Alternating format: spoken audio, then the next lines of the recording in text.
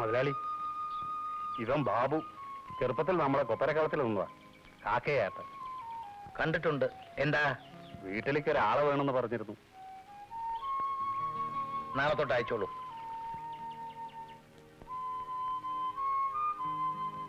വീട്ടുപണിക്ക് തന്നെ? അല്ലടാ, പുറംപടിക്ക്. നോക്ക്, കുരുത്തം പോലെ നിന്നാൽ ഈ കമ്പനി തുറക്കുമ്പോ നിനക്ക് ഇവിടെ കയറാം. മൂപ്പം പറഞ്ഞു നേരാ. നീ വാടാ, എനിക്കൊരു കൂട്ടായി.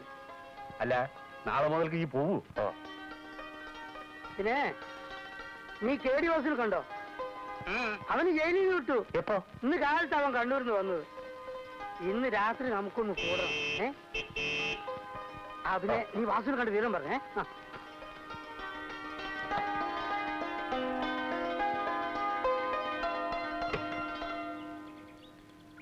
ജയിലില് ഈ ഒരു ബീഡിക്ക് 50 പൈസയാ.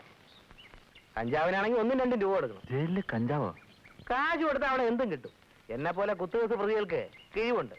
കാരണം വാർഡൻ മുതൽ സൂപ്രണ്ടിന് വരെ ഞങ്ങളെ പേടിയാ. ഞങ്ങളെ കൊണ്ടൊന്നും ചെയ്യിപ്പിക്കത്തില്ല. ചുമ്മാ തിന്നു കൂട്ട. ഈറ്റ എങ്ങനെ? കാലത്ത് കട്ടൻ, കക്കൂസിൽ പോയി പല്ല് കഴിച്ചു വന്നാൽ പൂരി അല്ലെങ്കിൽ ചപ്പാത്തി, പിന്നെ അതിൻ്റെ കൂടെ കഴിക്കാൻ സ്റ്റൂവോ എന്തെങ്കിലും മസാലക്കറിയോ. ഉച്ചയ്ക്ക് ചോറ്. ഇന്ന് മീനാണെങ്കിൽ നാളെ ഇറച്ചി. വയറ് നിറച്ച് കിട്ടുവോ?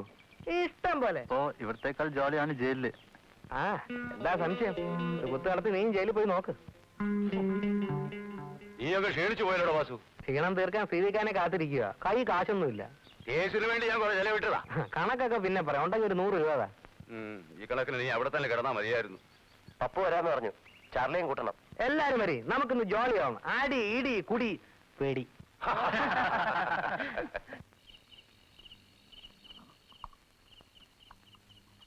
എടാ വാസു, ഒരിറക്കതാടാ. തരമാട്ടെ.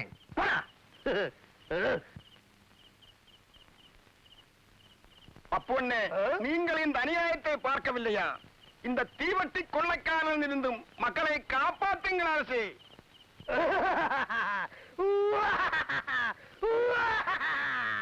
நம்ம அரசாங்கத்தில் ஒரு கொள்ளைக்காரனா? யாரங்கே? துப்பாக்கியே சுட்டுடுவேன், சுட்டுடுவேன். வெட்டிடுங்க சாமி இந்த வாளால. போய் வா வீரமகனே, போய் வா.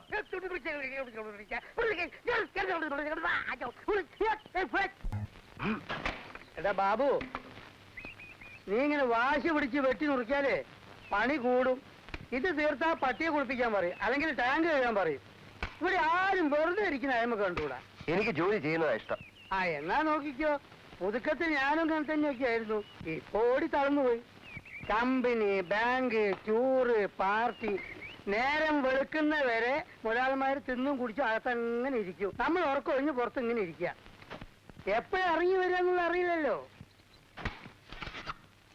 അതൊക്കെ സഹിക്കുക. നീ ഞാൻ പറഞ്ഞു കേൾക്കണില്ലേ? ഇടയ്ക്ക് മുതലാളി ഇഷ്ടക്കാർക്ക് കാറ് വിട്ടുകൊടുക്കും. പുള്ളിക്കെന്തും കാര്യം നേടാനാണ്. ഞമ്മക്കാണ് വരാം. ചില ആഫീസർമാര് രാഷ്ട്രീയക്കാരൊക്കെയാണ് പാർട്ടി. കല്യാണം, ചോറൂണ്, ഓന്റെ അമ്മന്റെ പിണ്ണം വയ്ക്കാൻ ഗുരുവായൂർ, പഴനി, രാമേശ്വരം രാപ്പകലാതെ വണ്ടി ഓടിച്ചു കൊടുക്കണം. വണ്ടി ബെൻസ് ആണെങ്കിലും ഓടിക്കുന്നത് മനുഷ്യനാണെന്ന് അവർ വിചാരിക്കില്ല. താഴ്ച 10 ആളും മേടിച്ചല്ലേ ഹരിതവാസികൾ. ഓ ചാറ്റായി. പിന്നെ കേഡിയോസ് ഇന്ന് കളിയിടുന്നുണ്ട്. നീ ജോലി കഴിഞ്ഞ് പോകുമ്പേ ഒരു കൈ വെച്ചോളൂ. ഞാനില്ല അവന്മാരോട് കളിക്കാൻ. എടാ, അവൻ ജയിലിൽ നിന്ന് വന്നല്ലേ, കൈ കാശൊന്നുമില്ല. ഒന്ന് സഹായിച്ചോട്. ഞാൻ പോട്ടെ. പപ്പേട്ടിന് മരുന്ന് വാങ്ങിച്ചോണ്ട് വരണം. ഇഞ്ചക്ഷൻ. ഈ മരുന്നൊന്നും പറഞ്ഞ് കുട്ടി എന്താ കുത്തി കയറ്റുന്നുള്ളൂ എനിക്കറിയാം. ഇങ്ങനെ പോയാലേ ഒടുവിൽ ഭ്രാന്താവുന്ന നാട്ടുകാർ പറയുന്നു. ഉപദേശം ഒന്നും വേണ്ട. ഒടുവ് കുറ്റന്റെ വീട്ടിലേ പറയാൻ അനുസരിക്കുന്നുണ്ടോ നിങ്ങള്? എന്തോ പപ്പു, നീ എന്തെടുക്ക അവിടെ? വാടോ, 9 മണിക്ക് ചെല്ലാന്ന് പറഞ്ഞ വക്കീലവിടെ കാത്തിരിക്കാവൂ.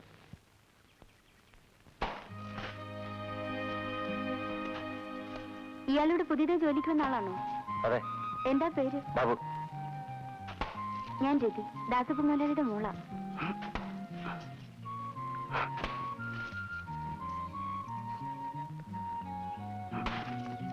താൻ ജിംനേഷ്യത്തിൽ പോകാറുണ്ടോ? എവിടെ? ആ തടി തനിക്ക് പൊക്കാവോ? ഒന്ന് പിടിച്ചെന്നാൽ. തനിച്ചൊന്ന് പൊക്കിയേ കാണട്ടെ.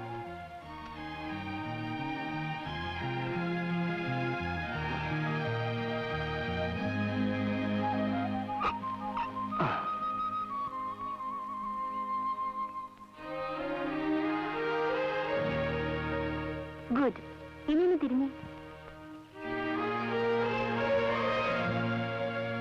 ആ, ഇനി താഴെ ഇട്ടു. See you.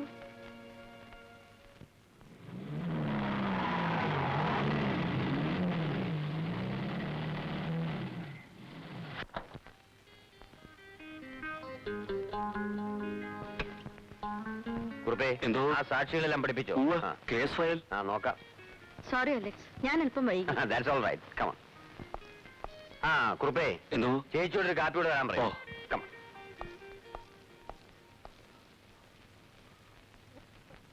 ഒരു കാപ്പി കൂടെ വേണമെന്ന്. ആർക്കാ? രാവിലെ കെട്ടിച്ചമഞ്ഞ് വന്നിരിക്കുക രാജമ്മ. ഇന്ന് നമ്പ്യാരെ തിരുവനന്തപുരത്തിന് അയക്കുന്നുണ്ട്, ലോണിന്റെ കാര്യം അന്വേഷിക്കാൻ. സർക്കാർ തന്നെ കടത്തിൽ മുങ്ങിക്കിടക്കുക, പിന്നെയല്ലേ അന്യരെ സഹായിക്കുന്നത്. ഈ കമ്പനിയും കോപ്പും ഒന്നും കൂടാതെ അങ്ങർക്കുള്ള ബിസിനസ് മതിയായിരുന്നു. ആ, രാജമ്മ നിർബന്ധിച്ചിട്ടല്ലേ ദാസപ്പൻ ഇതിൽപ്പെട്ടത്. ഞാനും അതിന് കൂട്ടുനിന്നിട്ടുണ്ട്. ഇപ്പൊ എനിക്കായോ കുറ്റം? കുറ്റം പറയുകയല്ല, 10 ലക്ഷം രൂപ കയ്യിലുള്ളവൻ 1 കോടി രൂപയുടെ റോളിംഗ് നടത്തണം. അതാണ് ബിസിനസ്. ഉള്ളതുകൊണ്ട് തൃപ്തിപ്പെടുന്നതിന് എവിടെയാ ഉയർച്ച? എന്റെ അപ്പൻ റിക്ഷ വലിച്ച കുടുംബം പുലർത്തിയിരുന്നത്. ഞാനും അതേ തൊഴിൽ തന്നെ നടത്തിയിരുന്നെങ്കിൽ ഇന്നിവിടെ എത്തുമായിരുന്നു. കമ്പനി കാര്യത്തിൽ ഇനി എന്താ ചെയ്യേണ്ടത്? നമുക്ക് ആലോചിക്കാം. ആ, എന്റെ കക്ഷികൾ പുറത്ത് കാത്തിരിക്കുക.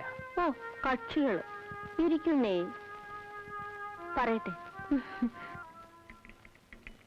കുറുപ്പേ, ഈ കാപ്പി അങ്ങോട്ട് കൊടുത്തേക്ക്. ഇവിടെ വെച്ചേക്ക്. മുറിക്കകത്ത് അവരെന്തോ കാര്യമായി സംസാരിക്കുകയാണ്.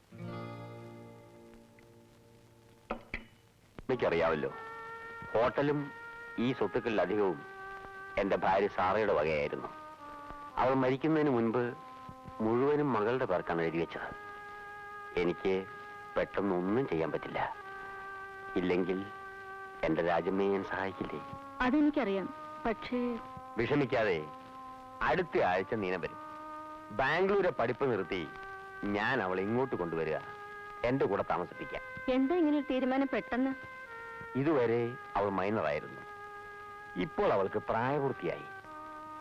ഇനി അവളെ അങ്ങനെ തനിച്ചു വിട്ടാൻ പറ്റില്ല. അവളുടെ മമ്മിയെ ഞാൻ കല്യാണം കഴിച്ചപ്പോ എന്റെ ഭാര്യ എനിക്ക് വേണ്ടി അവളുടെ അപ്പനോട് പിണങ്ങി. ഒടുവിൽ ആ കിഴവൻ വളരെ കഷ്ടപ്പെട്ട ചത്തത്. അത് തന്നെ എന്റെ മോളെ എന്നോട് ആവർത്തിച്ചാലോ?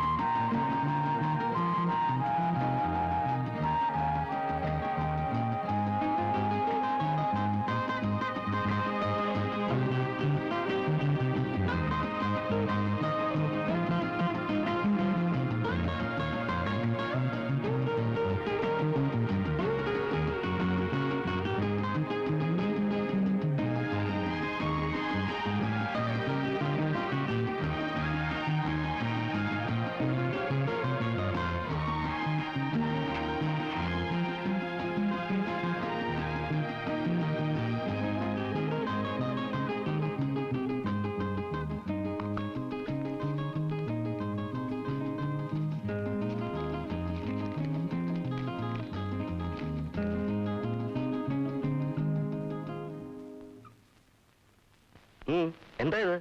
പ്രതിഫലം. What do you mean? Mister, എസ്റ്റേറ്റും ബിസിനസ്സും ഫോറിൻ ട്രിപ്പും ഒക്കെ പറഞ്ഞ് താൻ എന്നെ വീഴ്ത്തിയതാണെന്ന് കരുതുന്നുണ്ടോ?